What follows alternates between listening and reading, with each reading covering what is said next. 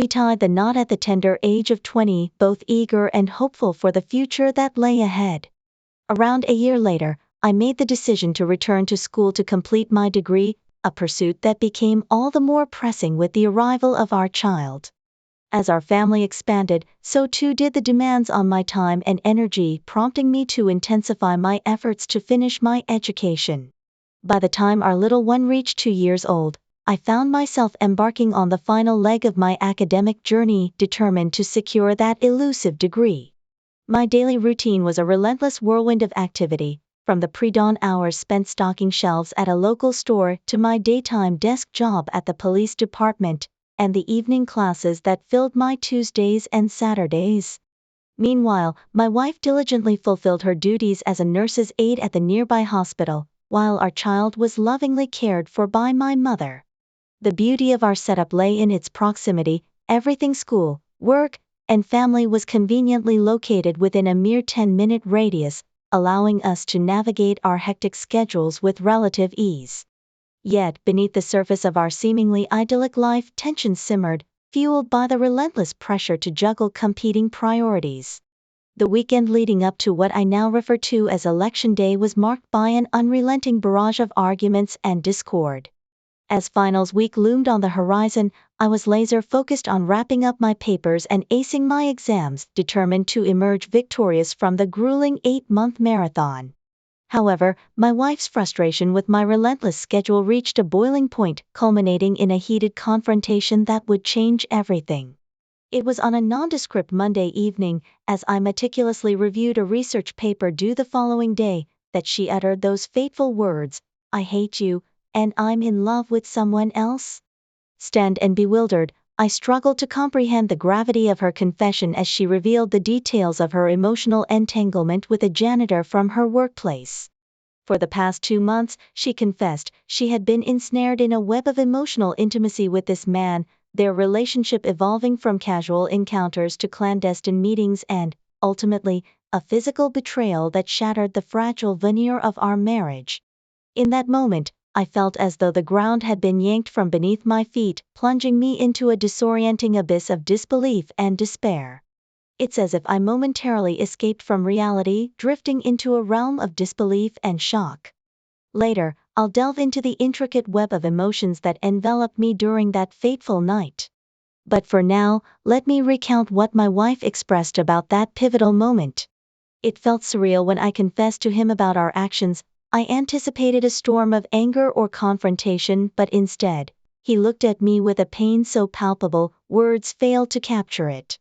His expression shifted into something indescribable, as if he disconnected from the world, retreating silently into the bedroom and closing the door behind him. Initially, I was infuriated. He didn't put up a fight, didn't challenge me. In that instant, I felt a strange sense of validation, as if I had finally made the right decision to break free from the neglect I had endured for months. With resolve, I retrieved a suitcase, passed by her without a word, and walked out the front door. Amid her frantic questions and accusations, I set the suitcase down in the driveway, then returned to grab her purse, extending it to her as a sign to leave. Caught off guard, she hesitated, allowing me to lift her gently onto my shoulder, depositing her on the car hood before swiftly retreating inside and locking the door. Despite her protests, she eventually left, seeking refuge at her parents' place, informing them of our separation without divulging the reasons behind it. It was a tumultuous night. The next morning, I woke early, immediately strategizing how to minimize contact with my soon-to-be ex. I arranged for my son to stay with my mother, informing her of our impending conversation later. In a narrative tinged with urgency and determination, I embarked on the journey of severing marital ties with swift decisiveness. Upon expressing my firm desire to initiate the divorce proceedings promptly, he attentively listened to my plea, proposing a period for contemplation, which I promptly declined, unwavering in my resolve. Assuring me of expeditiously preparing the necessary paperwork by day's end, I agreed to retrieve them personally, intending to file them forthwith at the designated clerk's office, a task akin to my professional duties with the project director. Subsequently, I undertook the task of securing the household, procuring new locks and swiftly liquidating and shuttering our shared financial accounts, meticulously dividing the assets and delivering my estranged wife's portion to her sister's place of employment, accompanied by explicit instructions of no contact henceforth. Informing my mother of the tumultuous events, she, along with my younger sister, concocted a strategy wherein my sister would provide child care assistance while I balanced work and academic commitments for the ensuing days. Returning home, I promptly replaced the locks, engaged in domestic chores, and savored quality time with my son before departing for educational pursuits. Meanwhile, my wife, opting to forego her professional obligations, sought solace in the company of the empathetic janitor, who extended his hospitality for the evening, providing a temporary respite from the emotional turmoil. Reflecting upon the encounter, she grappled with conflicting emotions, oscillating between resentment towards me for purportedly instigating the affair and self-reproach for succumbing to temptation. Ensnared in a maelstrom of emotions, she found solace in attributing culpability to external forces, rationalizing her actions as a consequence of my perceived transgressions. As the routine of daily life resumed, I endeavored to maintain normalcy, commuting to work, partaking in familial rituals, and arranging visitation arrangements with an air of composure. Despite her insistence on altering the custody arrangements to suit her preferences, I remained steadfast, negotiating terms that prioritized stability and practicality. Recognizing the logistical challenges posed by alternate arrangements, she reluctantly acquiesced, begrudgingly accepting the proposed schedule. With tensions simmering beneath the surface, she terminated the conversation abruptly, venting her frustrations in the privacy of her thoughts. As I resumed my duties at the project director, the echoes of our strained dialogue lingered, a poignant reminder of the fissures within our once unshakable union. Venturing out at my earliest opportunity, I made my way to the clerk's office, where I diligently filed the divorce paperwork, setting the wheels of legal dissolution into motion. Later in the day, a helpful acquaintance apprised me of their readiness, prompting me to proceed to the sheriff's office for the essential task of serving the documents to my soon-to-be ex-wife. Swiftly contacting a deputy with whom I shared familiarity, I recounted the narrative, beseeching him to execute the service during her work hours. Agreeably, he committed to fulfilling the task the ensuing day. Meanwhile, my estranged partner resumed her professional obligations, while her confidant, the janitor, paid a visit, providing companionship throughout the day. However, the constraints of their respective schedules precluded the possibility of a lunchtime rendezvous or an evening meetup, as he purportedly had prior commitments related to his familial responsibilities, a facet of his life he had disclosed to her earlier in their liaison. Post-duty, she sought refuge at her parental abode, prompting a series of unanswered calls to my phone, each time met with a decisive rejection on my part. Embarking upon yet another day, I commenced my routine, attending to work obligations, albeit besieged by inner turmoil. A phone call from the deputy assigned to serve the divorce papers interrupted my endeavors, notifying me of his imminent arrival scheduled for noon, coinciding with her designated lunch break. Struggling to maintain composure amidst mounting anxiety, I found myself grappling with waves of nausea, seeking solace in the reassurance that my actions were justifiable, especially in the absence of any communication from my estranged spouse. As the clock struck 11 ante-meridiem, my wife rendezvoused with her paramour for a clandestine liaison, an act of indiscretion conducted within the confines of his vehicle, betraying a lack of regard for discretion. Subsequently, they returned to the workplace, procuring sustenance from the cafeteria before her return to duty. Precisely at noon, she resumed her responsibilities at the nurse's station, accompanied by her companion, unaware of the impending upheaval about to ensue. Enter the deputy, his authoritative presence heralding the commencement of a tumultuous sequence of events. Addressing the nurse in charge, he identified my wife, prompting a public proclamation of legal proceedings for divorce due to infidelity. Overwhelmed by the sudden turn of events, she succumbed to a visceral reaction, collapsing amidst a cacophony of emotions. Describing the pivotal moment, she recounted a torrent of shame and guilt engulfing her, as the realization of the irrevocable consequences of her actions dawned upon her. In a frenzied state, she lashed out, the chaos escalating as emotions ran high, leaving a trail of discord in its wake. In the midst of escalating emotions, I inadvertently scratched him as he recoiled, alleging my shouting had reached a fever pitch, a tirade about how he had single-handedly dismantled my life. Eventually, with concerted efforts, they managed to assuage my frenzied state. The deputy, in recounting the aftermath, alluded to the janitor's swift departure, leaving my wife to gather herself and return to her duties, albeit with my covert assistance.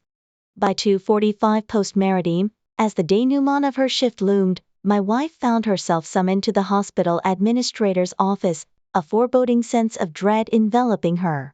Anticipating reprimand for her public breakdown, she was instead met with an even graver consequence: termination.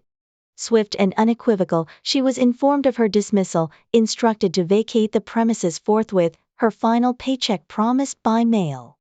The revelation that her transgression had been witnessed by an informant, triggering a cascade of repercussions, including the janitor's dismissal, surfaced in the wake of her termination, casting a shadow of disgrace over their affair.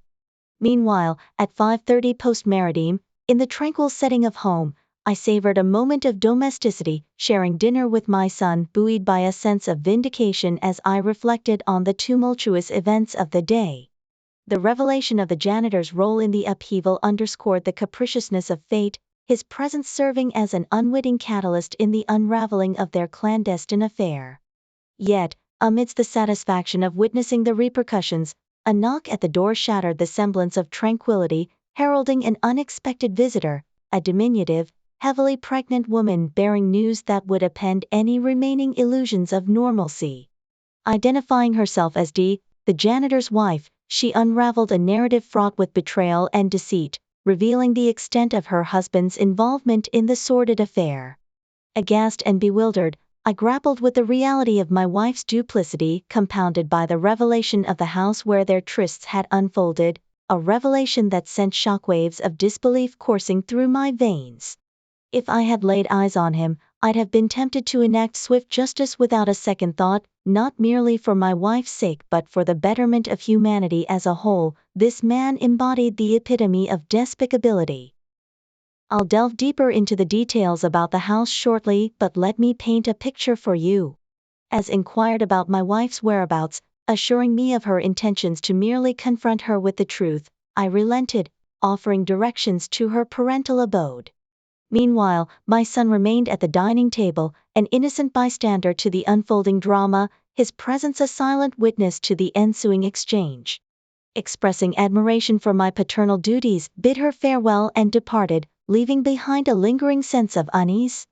Fast forward to 6:30 post-maritime, my father-in-law, unsuspecting, answered the door to encounter, who, under the guise of friendship, sought an audience with my wife. Mistaking her for a familiar acquaintance, he summoned my wife, who emerged onto the porch to engage in conversation. Little did she know, her world was about to implode. In a gut-wrenching revelation disclosed the harrowing truth: she and the janitor were not only still married but expecting their fourth child. The shock of betrayal sent my wife reeling, tears cascading as she begged for forgiveness, trapped in a web of deceit. Yet, the revelation of the janitor's involvement in a depraved game of infidelity inflicted an even deeper wound: a twisted competition among hospital staff to seduce married women within a 90-day time frame, my wife being his third conquest. The sordid details continued to unravel: his tryst with yet another woman on the pretense of familial obligations, a neighbor unwittingly drawn into his web of deceit. As for the house, it served as a clandestine haven for his adulterous exploits, a revelation that only compounded my wife's anguish. Burdened with the weight of betrayal, had reached her breaking point, confronting my wife with a slap and scathing condemnation, branding her as a selfish betrayer of her family.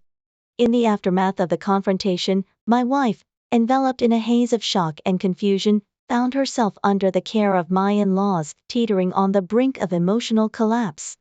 As they deliberated over the necessity of medical intervention, my wife's erratic behavior underscored the depth of her distress, a poignant reminder of the profound trauma inflicted by the revelation of her husband's duplicity.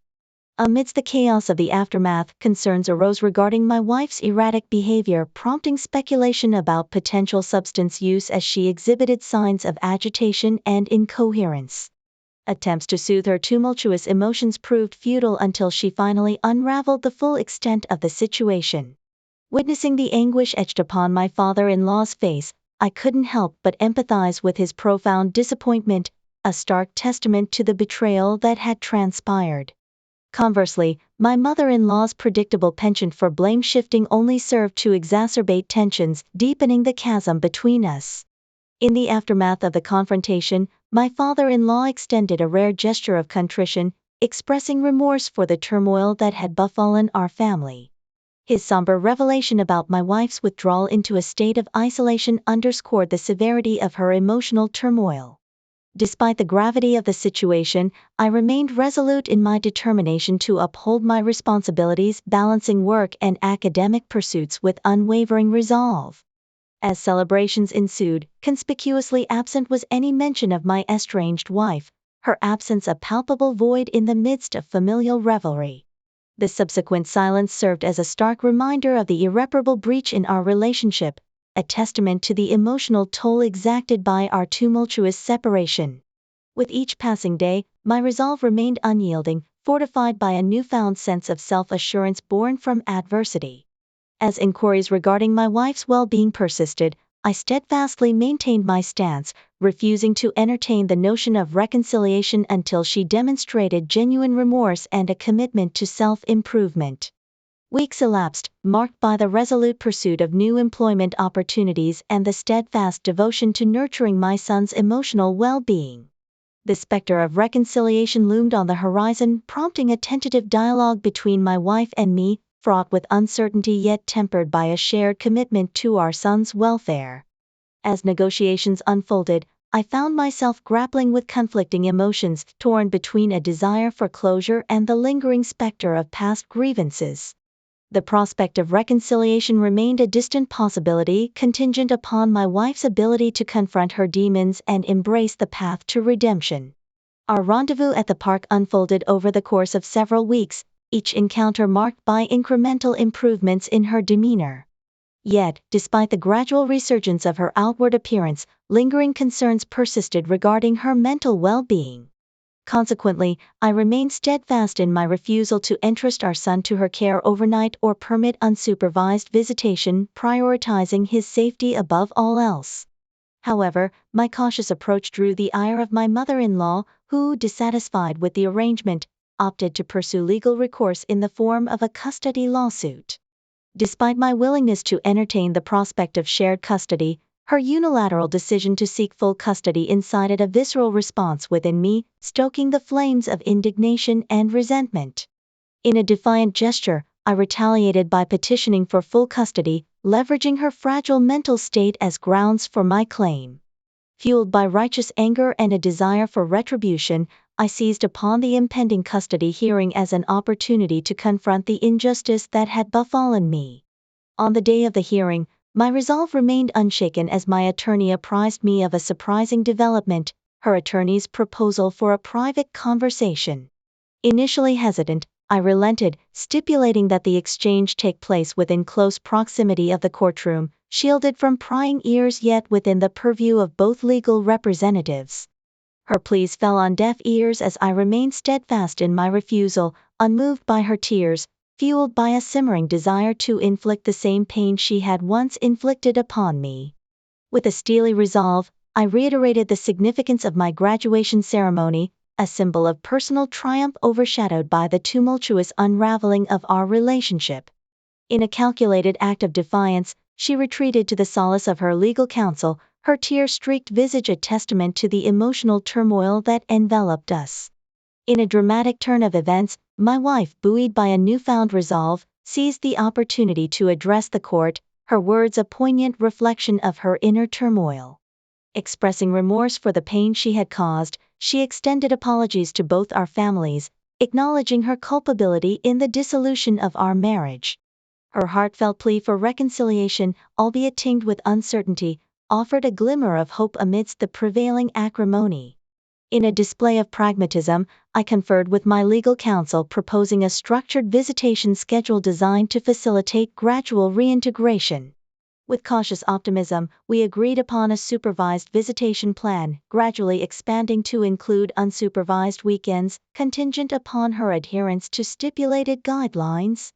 However, amidst the semblance of progress, a moment of discord served as a stark reminder of the fragility of our newfound accord. Despite our best efforts to maintain boundaries, a brief lapse in judgment threatened to derail our fragile reconciliation, underscoring the challenges that lay ahead. Yet, with each passing day, as we navigated the complexities of co-parenting, a sense of optimism prevailed, buoyed by the promise of new beginnings and the shared aspiration for a brighter future. As I embarked upon a new chapter in my professional life, and she pursued her educational aspirations, we found solace in the realization that, despite our differences, our shared commitment to our son's well-being remained unwavering. Amidst the tumult of our fractured relationship, she sought solace in confiding her struggles, revealing the persistent harassment she endured from the janitor, despite her fervent pleas for him to desist. Yet, as she bared her soul, I remained resolute in my detachment, indifferent to the complexities of her entanglements. Her assurances of fidelity rang hollow amidst the wreckage of our shattered bond, as I brusquely dismissed any semblance of reconciliation. 6 months elapsed, marked by an impasse in our separation proceedings, as she steadfastly refused to sign the divorce papers. Faced with the arduous task of unraveling the tangled web of our entwined lives, she proposed a meeting to discuss the matter, an olive branch extended in the hope of amicable resolution. As she arrived, bearing the weight of her confessions in the form of meticulously chronicled notebooks, the gravity of her emotional turmoil became palpable. Her writings, a poignant testament to her anguish, offered a raw and unfiltered glimpse into the depths of her despair. With trepidation, I delved into the pages, confronted by a visceral cacophony of emotions. Each word, a searing indictment of my failures, laid bare the scars of our fractured union, leaving me grappling with the devastating repercussions of her infidelity. Yet, amidst the turmoil, a glimmer of clarity emerged, as she navigated the labyrinth of her own turmoil, grappling with the profound implications of her actions. In a poignant revelation, she recounted her misguided attempts at redemption, clinging to a semblance of hope amidst the wreckage of our shattered dreams. Her writings, a cathartic release, served as a lifeline in the tumult of our fractured relationship, offering a beacon of solace amidst the storm. As she navigated the murky waters of her own redemption, I bore witness to her transformation, a testament to the indomitable resilience of the human spirit. In the end, amidst the wreckage of our shattered dreams, she emerged as a beacon of hope, her journey towards redemption a testament to the enduring power of love and forgiveness. And as we navigated the tumultuous waters of our fractured relationship, I found solace in the knowledge that, despite the scars of our shared past, the seeds of renewal had been sown, paving the way for a brighter tomorrow. In a candid exchange, she shared her writings with her father, whose discomfort mirrored my own unease upon delving into the depths of her turmoil. While her account failed to sway my resolve, it served as a sobering reminder of the fragility of her mental state, prompting me to reconsider the extent of my involvement. Acknowledging the gravity of her struggles, I tentatively agreed to prolong our separation, driven by a lingering apprehension surrounding her emotional well-being. Her newfound resilience emboldened her to propose a novel approach to our reconciliation efforts, urging me to articulate my grievances in a letter, a gesture she believed would foster a deeper understanding of our shared struggles. Intrigued by the prospect of catharsis, I acquiesced, recognizing the therapeutic potential of such an exercise in navigating the complexities of our fractured relationship. Thus, what began as her solitary journey of self-discovery gradually evolved into a shared endeavor, as we committed to regular meetings to exchange our thoughts and reflections. Guided by a set of simple yet profound principles, our dialogue unfolded with a raw honesty devoid of the acrimony that had once defined our interactions. Admitting to my own failings proved to be a humbling yet cathartic experience, as I confronted the harsh realities of my behavior with a newfound sense of introspection. And though the road to redemption remained fraught with obstacles, our shared commitment to healing served as a beacon of hope amidst the prevailing darkness. However, as our reconciliation efforts gained momentum, I found myself grappling with the daunting prospect of rekindling our physical intimacy. Despite her earnest pleas for reconciliation, I remained steadfast in my reluctance to entertain the notion of cohabitation, driven by a visceral aversion to the prospect of rekindling our physical connection. Though our journey towards reconciliation remained fraught with uncertainty, it was imbued with a sense of shared purpose, a testament to the enduring power of love and forgiveness. And as we embarked upon the next phase of our tumultuous journey, I found solace in the knowledge that, despite the scars of our shared past, the seeds of renewal had been sown, paving the way for a brighter tomorrow. So, after much deliberation, I made the decision to allow her back into our home, though not without establishing a stringent set of guidelines to govern our cohabitation. These rules, carefully crafted to mitigate the lingering tensions between us, served as a roadmap for our tumultuous journey towards reconciliation. First and foremost, she was relegated to the spare room, a physical manifestation of the emotional chasm that still existed between us. Any semblance of physical intimacy was strictly prohibited, a stark reminder of the betrayal that had fractured our bond. Moreover, I assumed control over her finances, a necessary measure to safeguard our shared assets in light of her indiscretions with the janitor. Her mother, a constant source of contention, was barred from entering our home unless our path towards reconciliation was firmly established. Furthermore, our custody arrangements would revert to their previous state should our attempts at reconciliation prove futile. And in the event that I sought companionship elsewhere, she would be given a week to vacate the premises, ensuring a swift and amicable separation. Despite the gravity of these stipulations, she agreed to abide by them, her unwavering commitment to salvaging our fractured relationship a testament to her resilience. Yet, as she moved back into our home, I found myself grappling with a torrent of conflicting emotions, my resentment towards her simmering just beneath the surface. In a bid to confront our issues head-on, we instituted a weekly ritual dubbed Thursday Night Fight Night, a designated time for airing our grievances and resolving conflicts in a constructive manner. Yet, despite our best efforts, I found myself resorting to hurtful jibes and veiled accusations, unable to fully relinquish the anger that consumed me. But amidst the chaos of our tumultuous relationship, she remained steadfast in her belief that we were destined to be together. And though my resolve wavered at times, she remained unwavering in her commitment to rebuilding our shattered lives, one small step at a time. It wasn't until 6 months into our reconciliation efforts that I experienced a moment of profound clarity, a cathartic breakthrough born out of sheer desperation.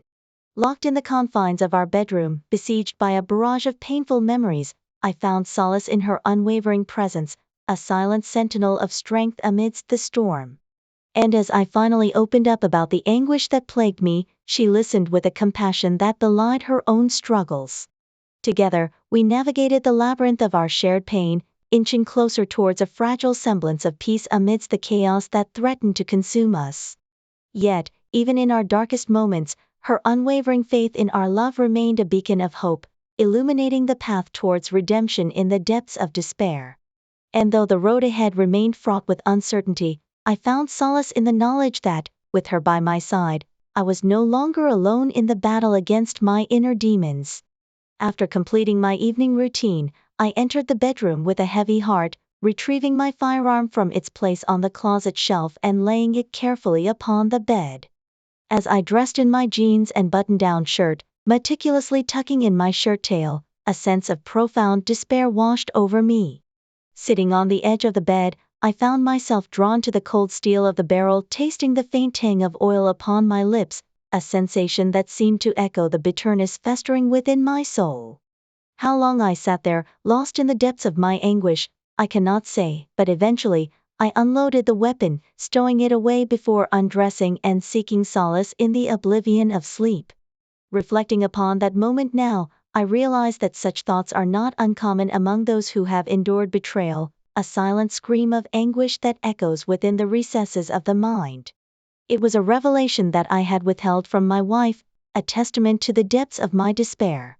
Yet, in a moment of vulnerability, I allowed her to draw me close, her tender embrace a balm to my wounded spirit. It was the first step towards reconciliation, a tentative gesture of forgiveness that would ultimately pave the way for our healing. In the months that followed, our physical intimacy gradually increased, each tender touch a testament to our growing connection. It was a journey marked by moments of hesitancy and uncertainty, yet tinged with a sense of hope that burned ever brighter with each passing day. And so, almost a year after her return, we finally found ourselves entwined in the embrace of passion, a moment of reckoning that marked the culmination of our shared journey towards redemption. As we moved forward, my wife continued to journal, documenting our progress with unwavering honesty. It was a process that brought us closer together, each entry a testament to the strength of our bond. Today, our marriage stands strong, a testament to the resilience of the human spirit. We have weathered the storm together, emerging stronger and wiser for the trials we have faced. Yet, the scars of our past still linger, a reminder of the pain we have endured. And though the wounds may have healed, the memory of our struggles remains etched upon our souls. But through it all, we have learned to love each other anew, embracing the imperfections that make us who we are. And in that acceptance, we have found a sense of peace that transcends the pain of our past. In sharing our story, I hope to offer solace to those who may find themselves grappling with similar struggles. For in the darkness of despair, there is always a glimmer of hope, a guiding light that leads us towards the path of healing and redemption. To navigate through the storms and find tranquility in the calm. While my words may have sparked varied opinions, I'm grateful for the opportunity to shed light on our journey. Reconciliation isn't a blanket solution but rather a path that demands self-care, introspection, and unwavering commitment. It's about recognizing your own worth, understanding your limits, and prioritizing your well-being amidst the chaos. It's okay to put yourself first, to carve out a space for healing and growth. And if down the road, the stars align, and you find yourself walking hand in hand towards a shared future, then that unity, that united way is a testament to the resilience of the human spirit. Take solace in the wisdom of the Serenity Prayer, finding peace in accepting the things you cannot change, courage to change the things you can, and wisdom to know the difference. Remember, even in the darkest days, there are glimmers of hope, moments of joy, and memories that shine brighter than any adversity. As we continue on this journey, I extend my sincerest wishes for your triumph over pain, for the emergence of a stronger, wiser, and more resilient version of yourself. And as for our story, the chapters continue to unfold, weaving a tapestry of love, forgiveness, and growth. We stand as a testament to the power of perseverance, the beauty of second chances, and the enduring strength of love. With each passing day, we write new pages, embracing the joys of grandparenthood, relishing in the simplicity of retired life, and cherishing the bonds that bind us together. So to all who have walked alongside us, offering support, encouragement, and understanding, I extend my deepest gratitude. May our journey serve as a beacon of hope, a reminder that even in the face of adversity, there is light to be found, and love to be cherished. In the realm of time, with the luxury of endless possibilities, I find myself immersed in the joy of travel, a journey unburdened by the weight of triggers. It's been a good while since a trigger last danced on the periphery of my consciousness, perhaps around 3 years back, an event sparked by the inadvertent discovery of my wife's past transgressions by our eldest child, a revelation delivered by a spiteful relative steeped in solitude. Yet, in the face of this unexpected unveiling, my wife, with grace and humility, navigated the turbulent waters, a beacon of strength and remorse. Surprisingly, this incident served as the catalyst for my final liberation, a shedding of the lingering shackles of the past, granting me the freedom to move forward unencumbered. With heartfelt apologies exchanged, we both embraced the notion that our shared history, though marred by pain, now resided firmly in the annals of the past, a chapter closed, sealed with forgiveness and acceptance. And as for our progeny, despite the initial embarrassment, their bond remained unscathed, a testament to the resilience of familial ties. This, my friends, concludes the tale of our journey through the trials of betrayal, a journey marked by hardship, redemption, and ultimately profound love. But alas, As the wheel of time continues its ceaseless turn, I find myself compelled to share news of a somber hue, news that pierces the heart with a profound ache. Barely 3 weeks hence, my erstwhile wife, the heroine of our story, succumbed to the ravages of colon cancer, a battle fought valiantly for 6 long months. Gathered in the sanctuary of the home we once envisioned as our retirement haven, we bid farewell to a beloved soul, a guiding light extinguished too soon. The depth of this loss defies articulation, eclipsing even the pain of past betrayals. And yet, amid the shadow of grief, there shines a beacon of solace, a testament to the transformative power of redemption. In her final days, she sought absolution, penning a letter to me, a testament to love's enduring grace. And within its pages, amidst words of farewell, there lies a profound revelation, a revelation that transcends the boundaries of pain and suffering. For in her darkest hour, she found solace in the purity of love, a love forged through forgiveness and unconditional devotion. To those who have walked this path alongside us, who have shared in our triumphs and tribulations, I offer a humble plea. May you find solace in the knowledge that even amidst life's most harrowing trials, love endures, an eternal flame that guides us through the darkest of nights. And as for me, I stand as a testament to the resilience of the human spirit, a beacon of hope in the face of adversity. Though the road ahead may be fraught with pain and uncertainty, I take solace in the knowledge that love, true and unwavering, will light the way.